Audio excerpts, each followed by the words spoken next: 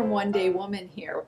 So it's October, and in Michigan that means apple season. My husband and I live on an old farm circa 1901, and in our yard we have two old apple trees. There's a Red Delicious and a Northern Spy. Any self-respecting farm woman back in the day would have had a good eating apple and a good cooking apple. So that's why we have the two trees that we do. Over the past few years, we have been giving them a little TLC, and this year we have a bumper crop of apples. So the other day I went apple picking and filled my basement refrigerator full of delicious apples and Northern Spies. Next, I went to my vintage cooking pamphlet collection to find an apple recipe. And I found this little pamphlet. It was put out by the Processed Apple Institute in 1957. Apple specialties for your home, as served in famous eating places. Deluxe apple desserts from, and I was really excited to see these two lists because I recognize many of them. We have Camelback in Phoenix, Burdines in Miami, right here, Kimball Brothers in Milwaukee, Parker House Boston, Pump Room Chicago. That was still there when I was in college in the early 1980s. And there are two on here that jumped out at me. One is Schuler's of Marshall, Michigan, and the other one is Wurzburg's of Grand Rapids, Michigan. Wurzburg's was a department store in Grand Rapids when I was a child, and I remember it. So we're going to do a recipe from Wurzburg's in here. It is an applesauce molasses upside down cake. When I'm doing these recipes, I'm going to try and stick as close to the original recipe as possible. Because this is from the Apple Processors Institute, they like to use canned apples. I have a fridge full of apples down in the basement, but I actually went to try and find canned apples at my local grocery store, and they did not have them. Of course, this one calls for applesauce. There is manufactured applesauce or processed applesauce available, but I chose to use my apples, and I made a roasted applesauce from my Red Delicious apples. I'm going to share that recipe with you. I'm going to try and post it on this vlog in some way. First, I started with 8 Red Delicious apples from my tree. You can choose any sweet, firm apple you like. Sometimes it's really good to select a mix of apples to get a more complex flavor. Next, preheat oven to 350 degrees, then peel, core, and slice the apples. Spray a 1-quart casserole with a light layer of oil. Place apples in the casserole and put the lid in place. If it doesn't have a lid, cover with foil. Bake for at least 30 minutes or until the apples have puffed up. In my case, this took about 50 minutes. Remove from oven and mash the apples up with a fork and whisk in about 1/3 cup sugar or to taste. Stay tuned to the end of this video for additional notes on the applesauce for this cake. To start, I like to use the best ingredients I can.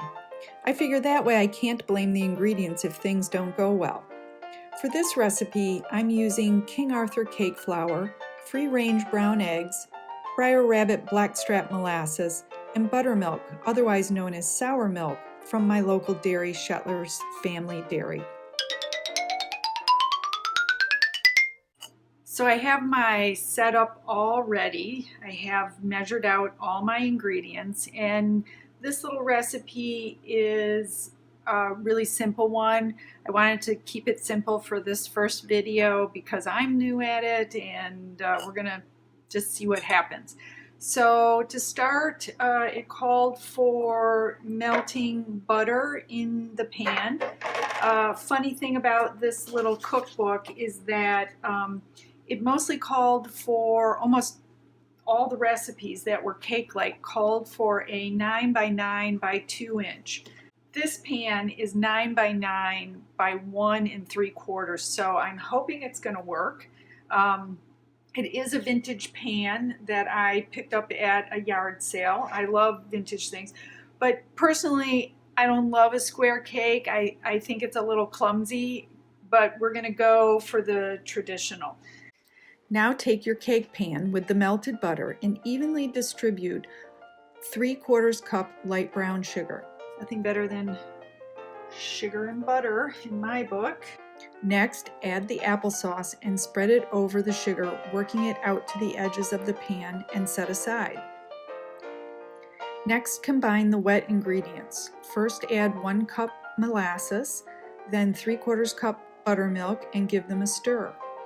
In go 2 large eggs and another stir, and finally 1/3 cup of canola oil and 3½ tablespoons of butter and combine. The recipe simply says add the dry ingredients, but I think it's best to add them in 3 batches. I did this by hand, as a 1950s housewife might have, but a blender could be used for this entire recipe. So here we have our prepared pan, and we're going to put the cake mix right on top of the brown sugar butter and applesauce. In it goes, and I'm hopeful that our pan is going to hold it all. I think it will. Okay, looks good, looks really good. I'm just going to work this out a little bit into the edges, and we're going to put it in the oven. So I just came to check the cake, and we're at about 48 minutes, and it's getting a little dark, so I've turned the oven off, and I'm going to get it out. I don't know if you can see it, but it's a little bit dark. I think that it probably was done at 45 minutes. We're going to let this sit for 5 minutes and we're going to turn it out. In the meantime, I have a collection of beautiful vintage platters, but I don't have a square one, and I have a square cake. So I have a newer kind of pretty square thing. It's going to be a little bit big, but I think it'll work. And I do have these really nice vintage plates that were my grandma that we'll serve it on. So now we're going to get the cake out of the mold somehow. I think I'm going to go like this.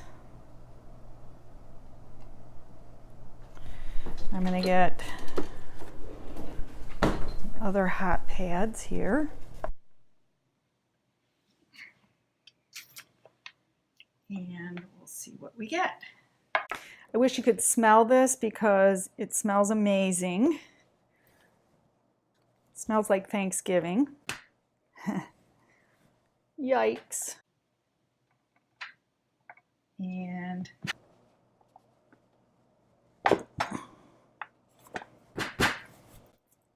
we're just going to let it sit for a few more minutes.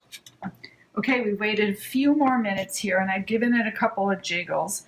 The pan is really hot, which didn't help, but I think I have it loosened up. And there it is. Whew! And we took a lot of applesauce with us, even though there was plenty of butter. So I am going to work that right back in there on top. And then we're going to let it rest a little while longer, and then we'll give it a cut.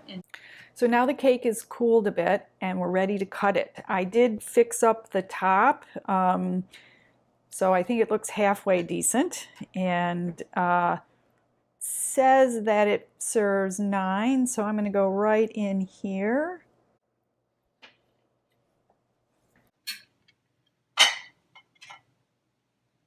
Looks nice, looks moist.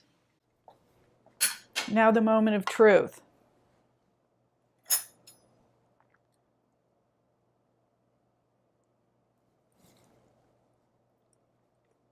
It's very moist.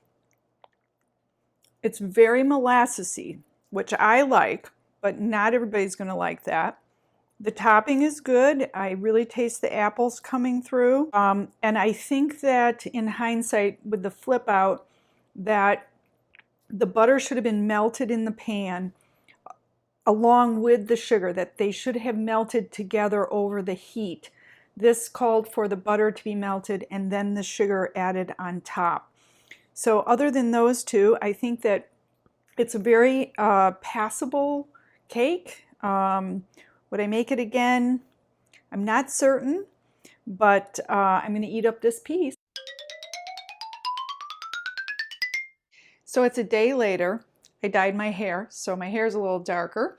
But I wanted to talk to you about this cake again because I think that I misjudged it. When it came out of the oven, I tried it right away when it was warm and the molasses really packed a punch. So I let it cool down. I actually waited a whole day the next day and gave it another try, and I think it's great. There are a few changes I would make. First off is if you don't like a really heavy molasses, then you could switch up to a lighter flavored molasses. I used a full flavor. I personally really like it like this. I had a friend over. She's a great cake lady. We had a cup of coffee and her first bite was like, ooh, and then she was like, she really liked it, and she said, you know, with a cup of coffee, this is just a great cake. It's super moist. I'm really impressed with how moist this cake is.